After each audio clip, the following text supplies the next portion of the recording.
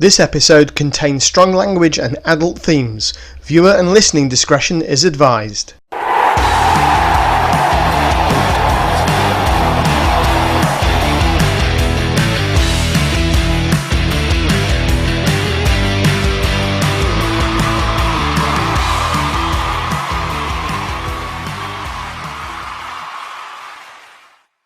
Good evening, everybody. It's time for your latest episode of 22 Dropouts. We are a YouTube show and a podcast available wherever the hell you get your podcasts from. Joining me tonight, we've got James from Scotland, Chris from somewhere called Stoke, Tom on his dad's boat, and Sam we'll start with, just because it's a bit dark over there, so he might fall asleep, a bit like he did last week. It's Sam in Malta. How are you doing, man?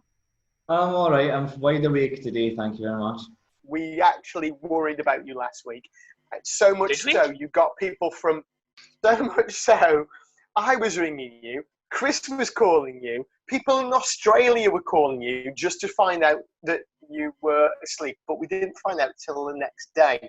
So I'm glad you're alive. I appreciate the concern, but it was really nice of your lovely son, Chris, to send me the unedited version of the beginning. So I got to hear all the bullshit that you actually said. Anytime. I've got to say, mate, it wasn't bullshit. We were genuinely concerned for your welfare. No, I honestly, I sat down on the sofa like an hour before the recording started, and the next thing I knew, it was like fucking stupid o'clock in the morning.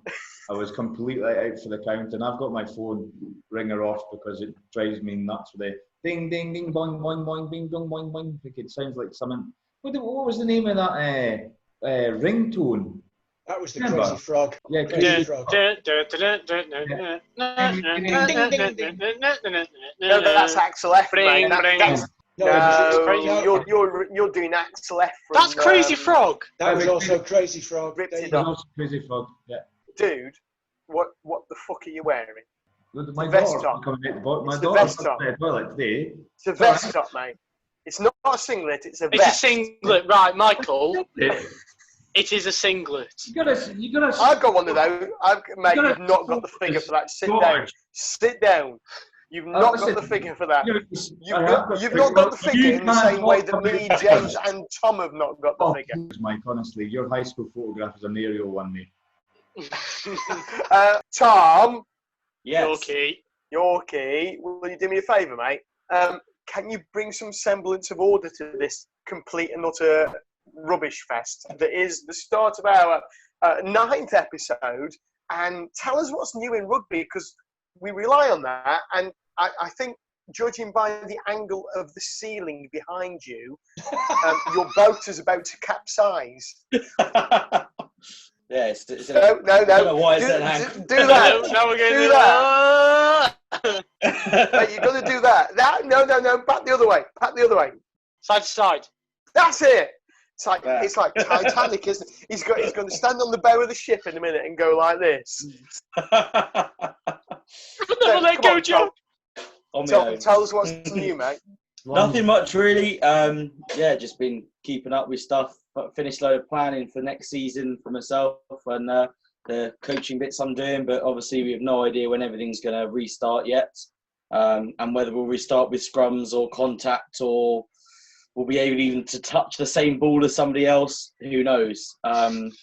It's all up in the air at the moment, and what's going to happen is difficult. So it'll be interesting to have a chat about whether we think that, whether return to rugby is more important within bringing in silly rules in the fact that you can't have scrums, can't have mauls, can't have rucks, or whether we would rather wait for full rugby to resume.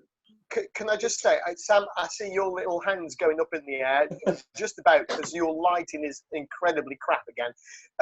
Thanks, Tom. It's not the question I asked, but thank you anyway. I didn't want to know what you were up to. Yeah, well, that's what I was hoping, that you were going to bring it back to rugby and actually say what's new in rugby rather than what's new with you.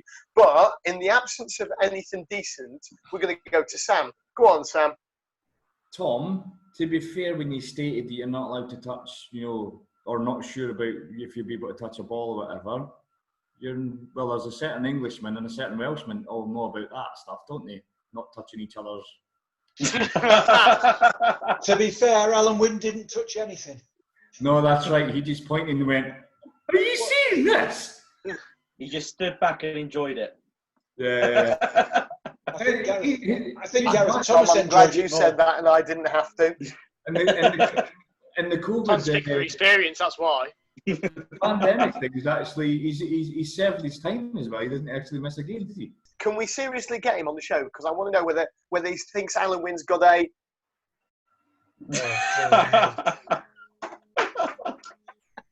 Anyway, Tom, back to my original question. What's going on in rugby? There's been an awful lot of transfer news recently, hasn't there?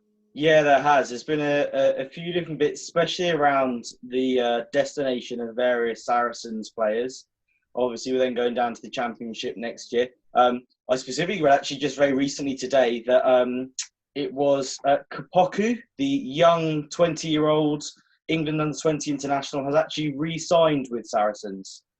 Somebody that people were thinking that was going to be a real prodigy, as it were, the newer Toje, is actually going to stay with the club rather than try and move on to another Premiership club. So Yeah, that's he re-signed with Saracens instead of going back to Saints, hasn't he?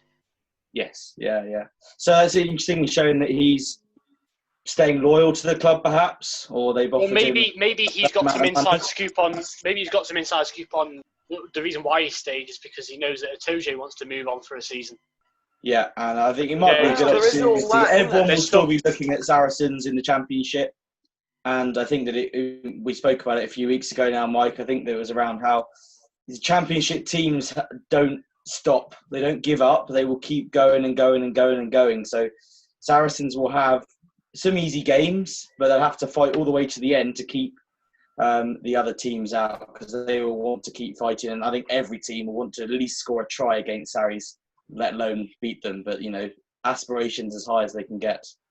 Now, Yorkie, before your boat sinks, I noticed there was a bottle there. What are you drinking tonight, mate? Because of the recent weather and the fact that I can't go down to the local pub, sadly, I thought I'm going to bring out a fruity drink, a fruity red Bulmers, taking me back like your cider, don't you, son? I mean, I'm not in the West Country at the moment. I've got to keep my links there somehow. So yeah, the beverage was the crushed red berries and lime red cider, and I've also got it in an HQ Twickenham cup. Receptacle. Mate, it's a receptacle. First of all, it's a receptacle. It's a Receptacle. receptacle, and secondly, there's no Florence Nightingale rim. There is no Florence Nightingale rim tonight. There's I thought I'd just go with a bit. Remind me a bit of rugby. Remind me of the good old days when we could all go out and sit next to somebody. Without... Would they hold your beer for you while you fell asleep? Exactly. They're there to catch it. But it's Never very sit next to a jock very and do nice. that, because it'll go. It'll properly go if you sit next to a jock and drop your beer. It'll be drunk. They'll never let it Catch hit it the in his floor. mouth. unless they're already asleep and they miss coming out with you. Wait, Oh!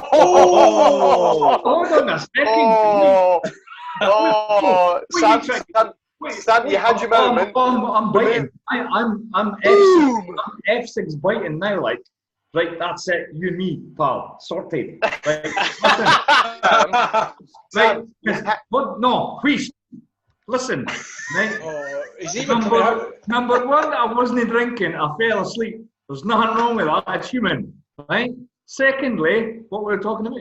How are the Scottish people good at sucking up beer? How's it? Oh, that's right enough, because we're used to spilling it, so we've got to move the tables. You took the iron brew out of a dishcloth. No, I never. I don't remember that. James, are you right, buddy? Yes. How's things up north, man? It's windy, actually, funny enough. I hear you due a heat wave all of 18 degrees for 2 days. How will you cope? I'll cope, that's not a problem, but everybody around me will melt. That was Scottish summer then in May. Yeah, that's the one day of Scottish The summer. 2 days. Two The 2 days. day summer that you get. The next 2 days you'll get them probably in July, and it If you're won't be. lucky. And it won't be at the weekend. It'll be during the week. It'll pour down when it's time for cricket, that's for sure. Oh, we're not allowed to play cricket, so it won't matter. Right, why can't you play cricket? We're not. You've got hang on a minute. 13 people plus a couple of umpires, Hang and on a they're all minute. miles apart. It's Right, socially okay. distant sport. Can we get something straight here? You are allowed out. You are allowed out to play golf and all sorts of things. We at the moment. Oh, good Of course, old Jimmy Nick. Cranky won't let you go out the house, will she?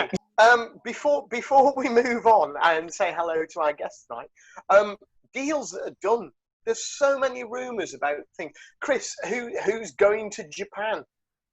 So George Cruz, who is obviously a Sarri, and Hadley Parks are both going to the Panasonic Wildcats. Cruz is just going on a 1-year contract, so I assume he'll probably come back to Sarri's after the season. I don't know how long Parks' contract is, but yeah.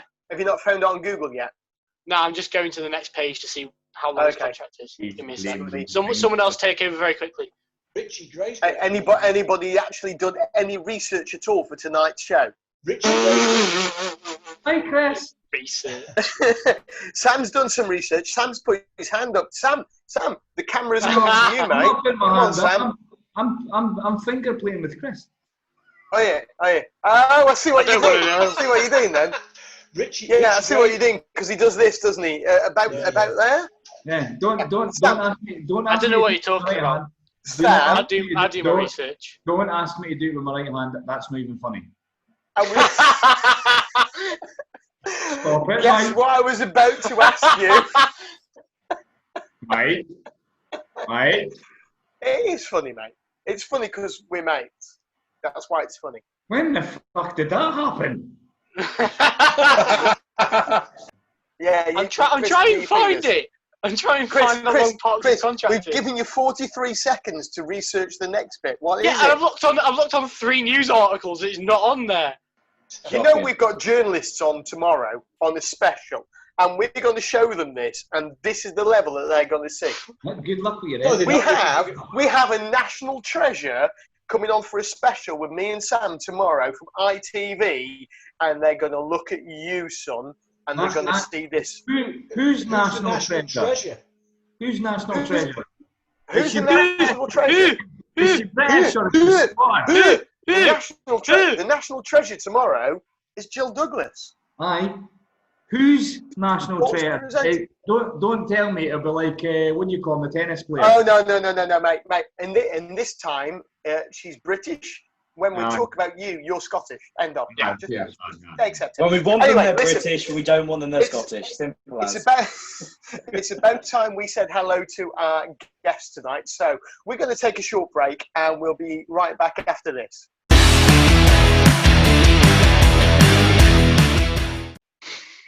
Welcome back to the 22 Dropouts tonight. We are a YouTube show and a podcast available wherever you get your podcast from, including Spotify, Google, and Acast. Make sure that you download our back catalogue. When the missus makes you do the gardening or the decorating, you're going to listen to this and have a chuckle, and she won't know what you're chuckling about. Anyway, it's now time to meet our special guest for tonight. Say hello, Ian. Hi. Feel very special, of course. mate, I've got to be honest. I've got to be honest with you. You're sporting my haircut there. Is that because you are in lockdown, or you're just a bald little sod like me? It's because of lockdown. I had a midlife crisis, so my wife helped me get rid of it. It's because of lockdown, mate. Yeah, you're almost sporting the same Batman as I am. There you go. Steady on. That's more than I thought I had under there. Anyway, Ian, welcome to the 22 Dropouts. It's your first time. We apologise because it's a baptism of fire. So before we go any further, I'd like everybody in the 22 tonight to raise their glasses, welcome Ian with a big cheers before we have to slag him off. So cheers, Ian. How are you doing, man? Ian. Yakida. Hi, Ian. So, Ian, what are you drinking tonight, mate? I have a water and I have a tomatin. So tomatin's a local distillery. Tell us more. Tell us more. I stole the bottle from our head coach's, Davy Carson's, when I was drunk on the way home one night, picking up my child. There speaks a true Scotsman. I stole it. And I found it underneath the passenger seat of my car, which was a little bit worrying as well. Thankfully, my car was nowhere near there. But it's like finding £20 in your pocket after a couple of months, isn't it? Have you seen Sam's face? Sam is so jealous right now. That's because it's a really good malt. It's not bad. Tomatin's not a bad malt, mate. Ian, do tell us a little bit more about who you are and why on earth you've agreed to come on our show. Okay, so I am currently director of rugby at Highland Rugby Club. It's been an interesting journey so far. I've been here for 3 years now. I met Jim through Highland Rugby Club. His boy plays there, and I guess you guys got let down by 100 other people, so here I am.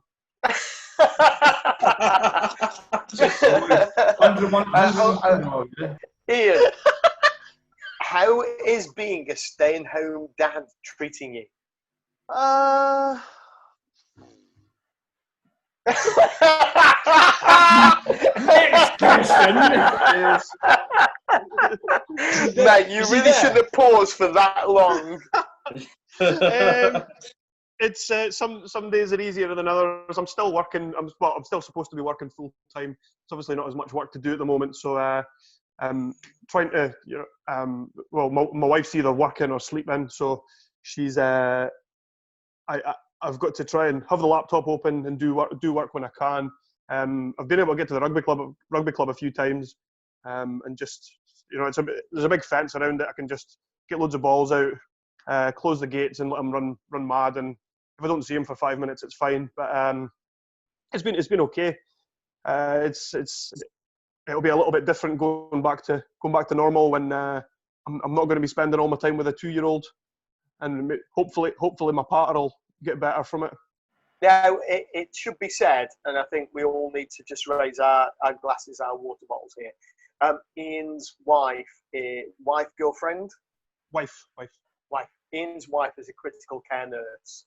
So that's why Ian's taken on the role that he has. So, Ian, this is to you and to your wife and to every other key worker, NHS doctor, NHS nurse, porter, you name it. This is all for you, lad. Cheers, man. Good on. Enough sentimentality. Let's get on with the rugby. Yeah, I was obviously very lucky. I'm growing up in Jed. I had loads of amazing influences around me. My development officer at the time was Clark Laidlaw, who's now the New Zealand Sevens head coach. I had Greg Laidlaw 3 years above me in school. 3 years, maybe 4 years above me in school, and we didn't really know it then what he was going to be like. But we knew he could do very well. And then had the likes of Gary Armstrong, Roy Laidlaw, who were in and around the club. And to be honest, at the time, I didn't really appreciate that sort of influence that I had around me. But I also didn't really appreciate, now that I look back on what the kids are like that I work with, and what the kids are like that I've worked with in the past and in other roles, I really appreciate how ingrained rugby is in the culture. I think, sevens is something that everybody in the Borders just does. It's no, you play football at the park, but can't get a sevens. Oh, you play fives, you play sevens, and it's organised at the weekend. You're playing. You wouldn't get away with it now, but you're playing with guys that are 17-year-old and you're 12, and it's all the same rules. But I grew up coming through Jed Forest Minis. Then I moved into Jed Thistle, which is the under-18 side. Great fun there. Never won a bloody thing. Got beat 100 and something nil off Gala Wanderers. You probably got spanked off the Quins and all. I don't think I ever got beat off the Quins, actually. Never ever. What years were you under 18s at, Ian? Oh, let's say I had my first game when I was 14 or 15, and that's how much things have changed now. So, and I think my last year was 2006 or 7. But basically, Sammy's way too young for you. Oh, Sam's got singlets that are older than him. Bloody last years. It's a vest. It's not a But It's a vest. singlet, Michael. But again, we were really lucky that Jed were sort of, Jed were always kind of pushing towards the top of Premier 2. It was at the time, and when you're winning a lot, it's really good for the town.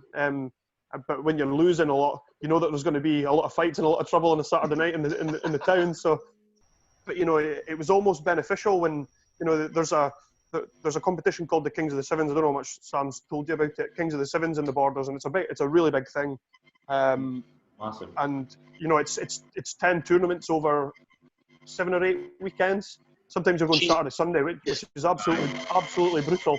But I think that's part of it, and I don't know that clubs have called for maybe to shorten it or drop some tournaments, but I think that's part of it. Having a bigger squad and a bit of belief in how you want to play the game is pretty important. But I was lucky to get a lot of game time when I was 16-year-old, along with a lot of other guys at our age, and I really think that was really valuable in playing against men. I think that was really valuable in my development and keeping me in the game. I think once you get a taste for it, you don't really want to go back to youth rugby. But obviously we went back, and then when I was 16 or 17, I got my debut against Langham, and that was a horrible experience. They always say when you play against Langham, it's like playing against 30 men, and they're big men, and all. Oh Christ, they're farmers, they're hard. Yeah. They've no chance of winning, so they just want to hurt you. And they get all the psychos doing for Hoik, and the ones that can't get a game for Hoik, and they just kick the living shit out of you as well. But that kind of spurred me on a wee bit to kick on, and for a wee while I travelled down for the first year. I travelled down from Glasgow, and I went away to uni, signing for Cartha Queen's Park, who were in Premier 3 at the time, and I spent maybe 3 or 4 years there, and then decided I was going to bugger off to New Zealand for a season. I spent an amazing year in Central Otago playing for a team called Clyde Earnscleugh. Made some amazing friends out there. Had a brilliant time. I got to play for Central Otago, playing 12 of all positions. I'd never played there before, but the game really suited me because it was a different kind of 12. It was a ball player, and I learned a lot. And I actually realised that in terms of coaching wise, the coaches over there, well, in my experience, were managers. There was very little technical coaching going on. We didn't do contact once at training. We didn't do all the things that we were getting absolutely hosed back home. We were doing contact Tuesday, Thursday at home, and we were wondering why guys weren't looking for contact on a Saturday. And that's also shaped my beliefs in coaching. Is if you starve them of it, it makes them hungry. Came back from New Zealand, and I played for Jed for a wee while longer. They got relegated. So I played for them until they were promoted again. Then I moved to Edinburgh Accies about the middle of the season, and that was an absolute baptism of fire. I bumped into one of the guys I knew from Cartha Queen's Park, just from going on the piss over there and in Stockbridge, and he says, "Oh, come along and play for us tomorrow night. We're playing against Sydney University." So I thought, "Oh, you know what? Why not? I'll come along and do that." That was a Wednesday night. I turned up to train on a Thursday, and they asked me to go down to London and play against London Welsh in the British and Irish Cup. And I thought, oh, you know what? That'll be good fun. And then if I find out I'm starting against London Welsh, who that year they got promoted out of the championship, and I think they went unbeaten in the championship, and they had some really, really good players playing for them. The one that springs to mind, Alec Hepburn, that he's now playing for Exeter. He's a prop there. I remember him running over the top of me, but I've been playing fullback for maybe the last 5 years, and then I got thrown in at 10 with a team that I didn't know the calls, I didn't know anything like that. And I remember standing in the changing room, and there's a boy, Brick Campbell, Ewan Campbell. He's playing 13 for us, and he's from Inverness actually, but he was down at Accies, and he just put his arm around me in the huddle, and he looked at me and he went, "It's just 80 minutes. It's just 80 minutes. Let's just get it done. Get out of here and have a good time."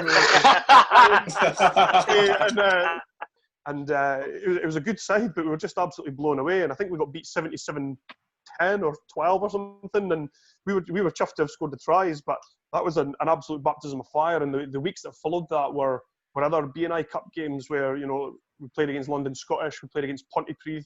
You know, when we played London Scottish at home, we had one of the best packs that you could probably just call it the Edinburgh pack. Mike Coleman, who'd captained the Hurricanes, he was playing. Ross Rennie was at open side. A lost talent really, because he was unbelievable. And Hamish Watson was at 6. Then we had the Toulis brothers, and with Alex Allen, Phil Kringle, I think he's at London Scottish now.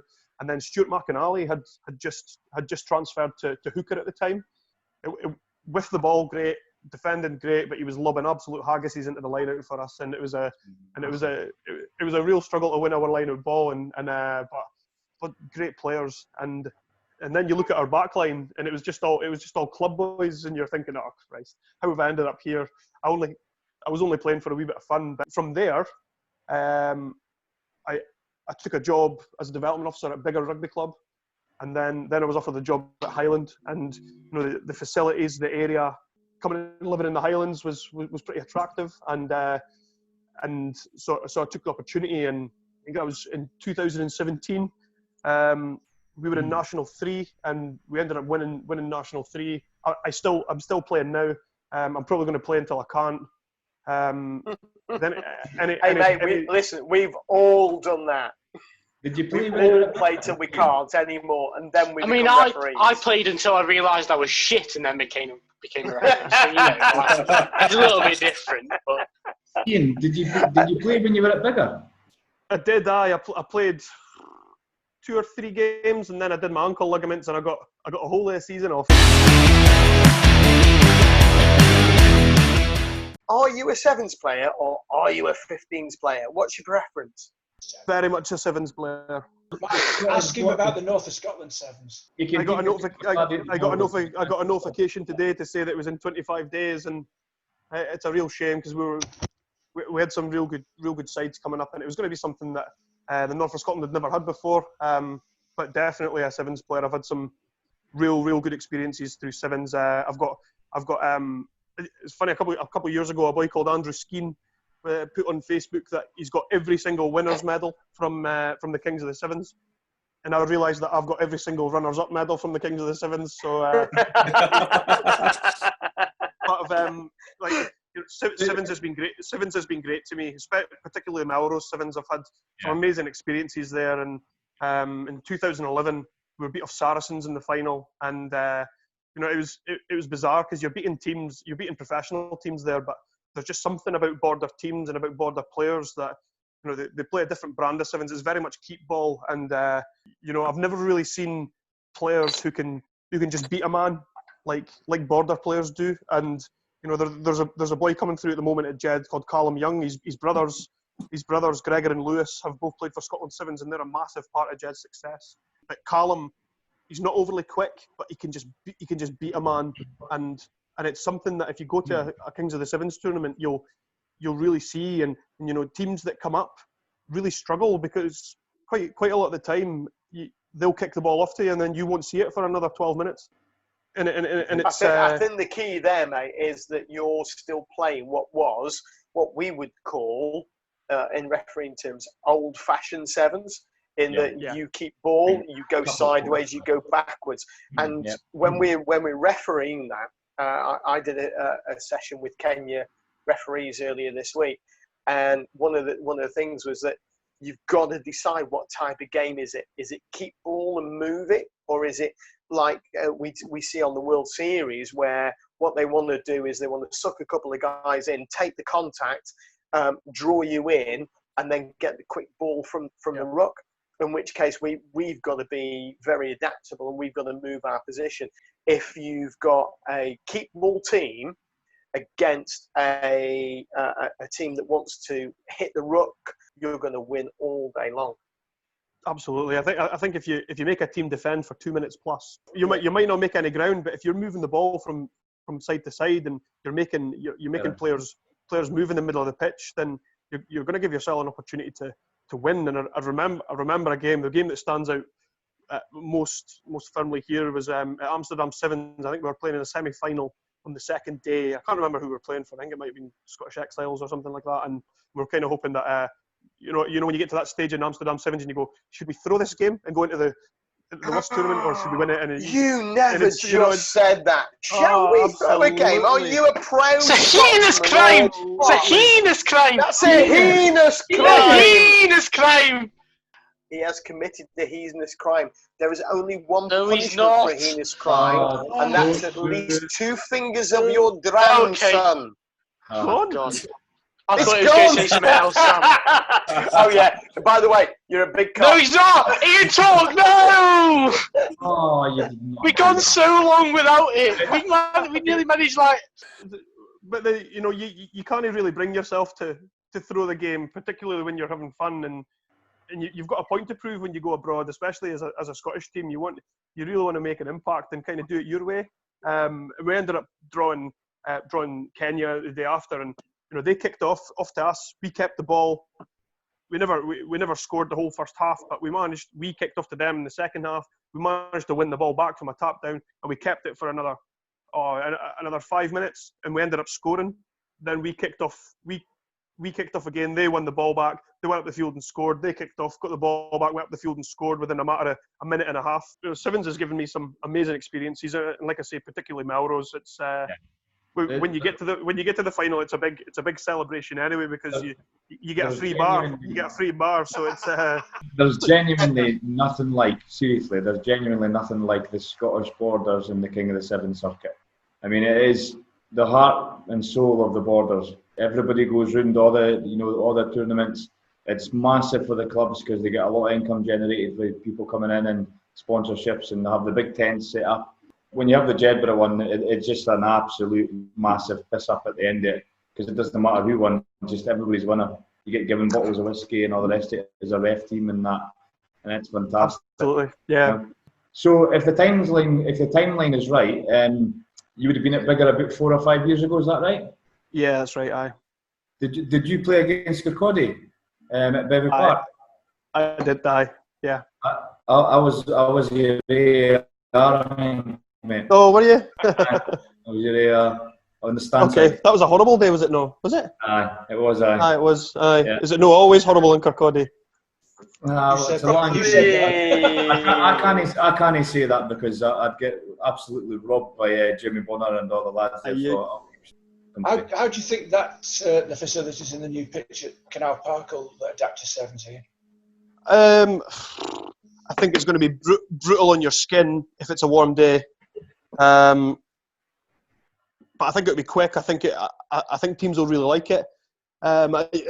Saying that, Amsterdam Sevens, it was a really, really warm day, and I took the skin off both of my shins playing against Italy, and it took me about a month to recover. But stupid us, I think I think it was a wee French boy. He flicked a fag at us when we were sitting at a bar at the side of the canal, and he was sitting in his boat, and loads of boys piled into his boat, and Good lad. near enough sunk it, and I think my legs got infected from that. So, but I think the pitch would be great. You'd maybe struggle with injuries going from grass to artificial, particularly on a hot day. I'd be excited. Artificial on a hot day for Sevens, mate, is absolute torture. What can we say from that? What a marvellous insight into your career. Anyway, we're going to take a short break. We'll be back with the rumour mill right after this. That's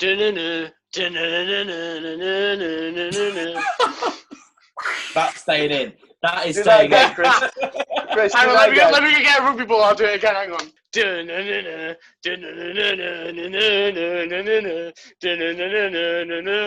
we go. There's a bit of a problem, mate. The ball was upside down.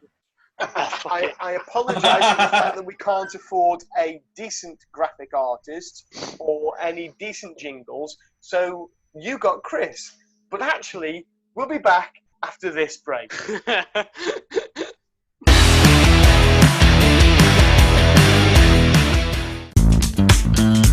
When you need clear and concise match official communication systems, look no further than the brand new AXIWE AT350. Radios they're always useful, they always help us, especially AXIWEs, where all three of us can be open at any time and we can have open communication. Available now from refcomsglobal.net. Investing profits into match official development worldwide.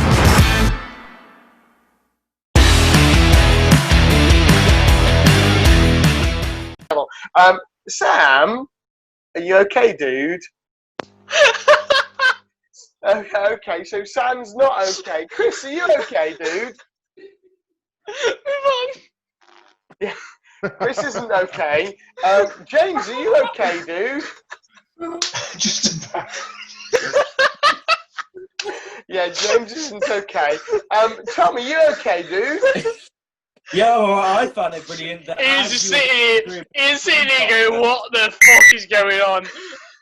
Right. So, for our millions of viewers and listeners at home, what the fuck just went on is Chris tried to interrupt our introduction to part 3. So we made him do one. And it's coming up right now. You are now doing the welcome back to part 3. In No, I'm not. 5, 4, 3, 2. My name's Chris Mulroy. I don't know how to hold a I can just beer. hear your mouth. I just What can I'm just gonna hear your mouth do moving. I is can't hear anything. welcome to part 3, and we're just going to talk a lot of shite and make like sounds and things, right? Is that okay?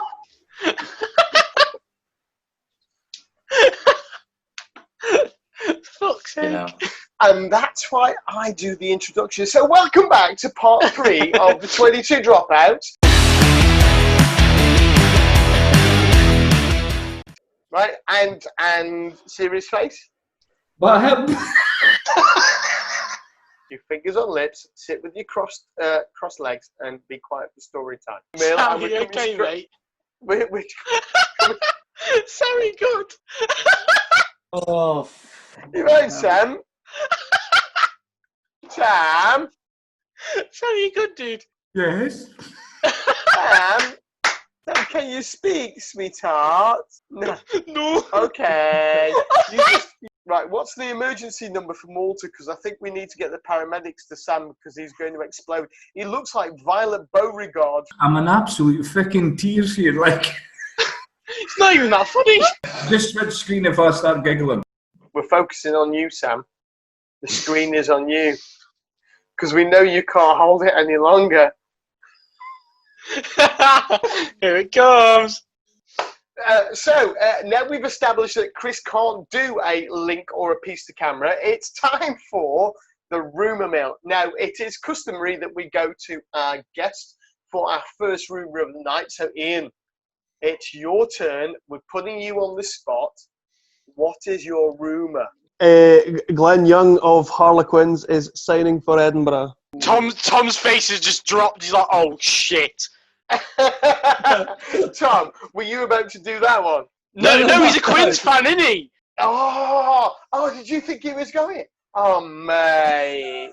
So, Ian, tell us a bit more, mate. So obviously played with Glenn growing up. He's a Jed boy. There was a rumour that came out that there was a Scots qualified second row coming up the road, signed for Edinburgh. They haven't announced anybody yet. It was one of two people, so we got in touch and we found out. Ah, wow. Do you know what? This might be the first surefire rumour we've ever had on the rumour mill. Like he's actually done his research into it. How do you feel about that, Tom? Do tell. Well, it's part of the new Quins rebuild, I suppose, and trying to move around players. We haven't been working as a team very well recently and over the last few seasons. So as long as we win, we'll start winning from it. Tom, I don't care. I've got to say, how can you support Quins when you come on this show more often than not wearing a Hartbury top? It's not Hartbury. Don't you dare say it's Hartbury. That is. Oh, you touched the nerve. You touched the nerve. Oh. Not one of them. Not one of them. Isn't Gloucester Hartbury and Hartbury's Gloucester, mate? Well, that's for the women. It's Gloucester Hartbury. Gloucester are leaving Hartbury anyway next year. They're not training. No, that's a rumour. That's a proper rumour. Tell us more. Yeah. Never mind this Ackerman crap. Tell us more. That's a rumour. Gloucester are obviously have their training facility at Hartbury College at the moment, and it's not sure yet what they're going to do around with the women's side. They may still work together. They may try and split, and how that will work, we don't know. But they're definitely leaving Gloucester, Gloucester are definitely leaving Hartpury as a training facility, trying to look for somewhere new.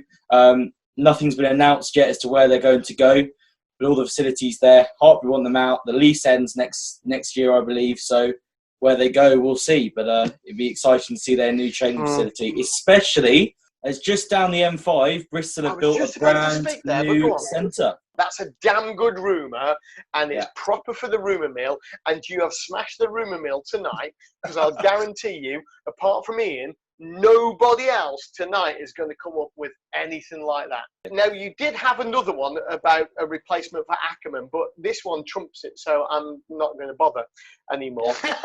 James, what have you got, dude?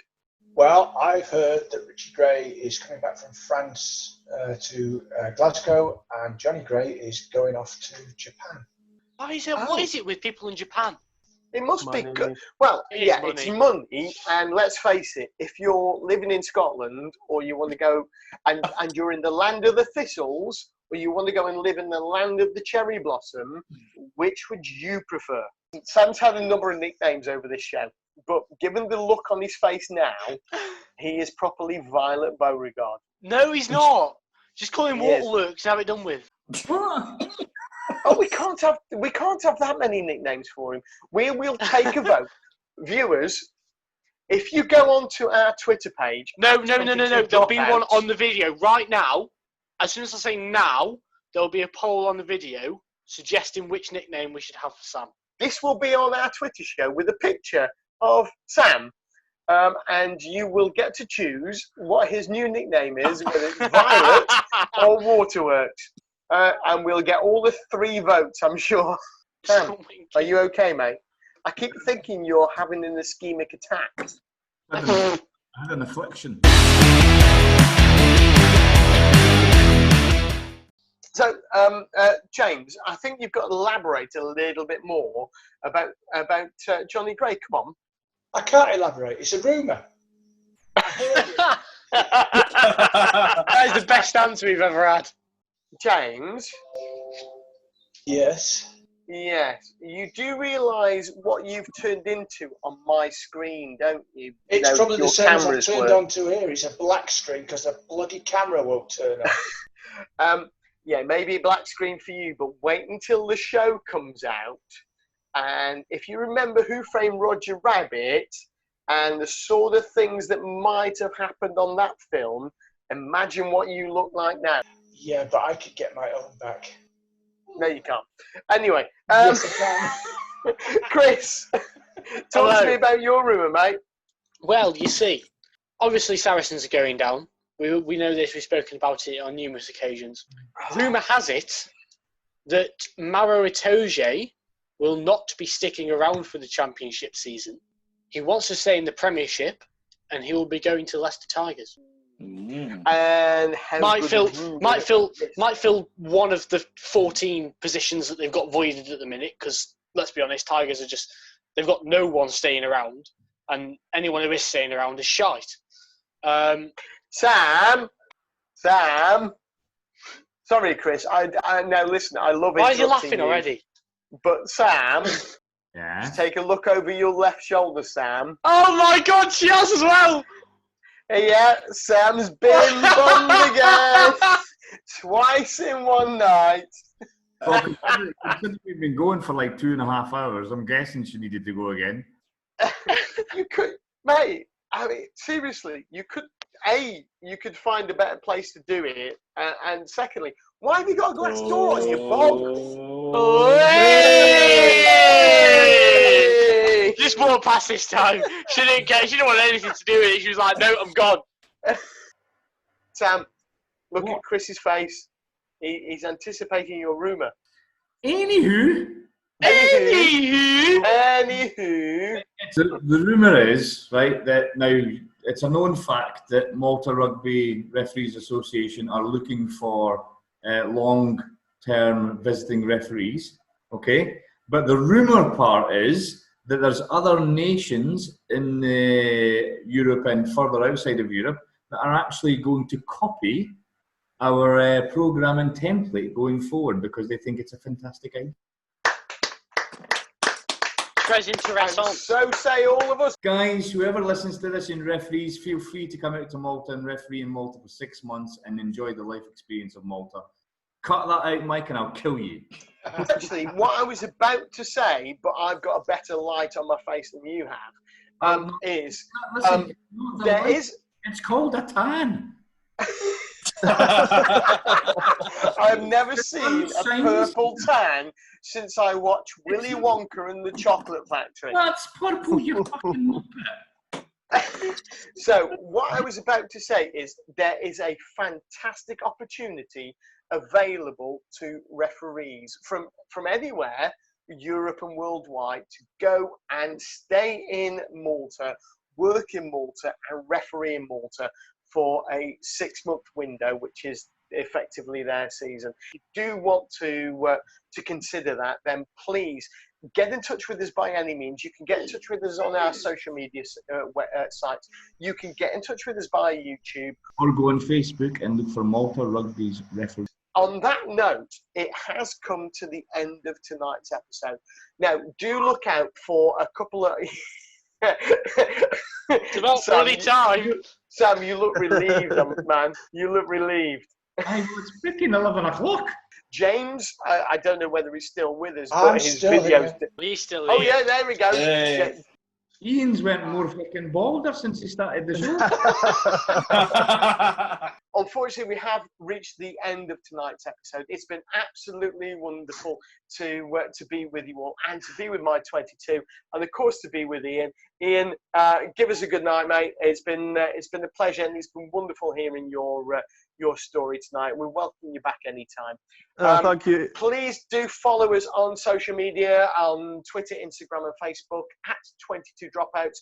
Go to YouTube and your podcast supplier, again, at 22 Dropouts. We look forward to seeing you very, very soon. And don't forget, there's one more Friday of the Doddy Weir Foundation quiz. That's next Friday. It's about 7:30, I believe. Don't forget to check out the Doddy Weir Foundation, www.myname, then the figure 5, doddy.co.uk. All the details are there. For less than a pint of beer, you can enter their wonderful Friday night quiz session. If you want to know a little bit more about the Doddy Weir Foundation, make sure that you keep an eye on our YouTube show. And look out for the special interview we've got with Jill Douglas about the work of the Doddy Weir Foundation that's coming soon. From me, from my 22 tonight, from Ian over in Scotland, it's a very good night. Cheers to everybody. Sam's crying we'll again. See you soon. Bye.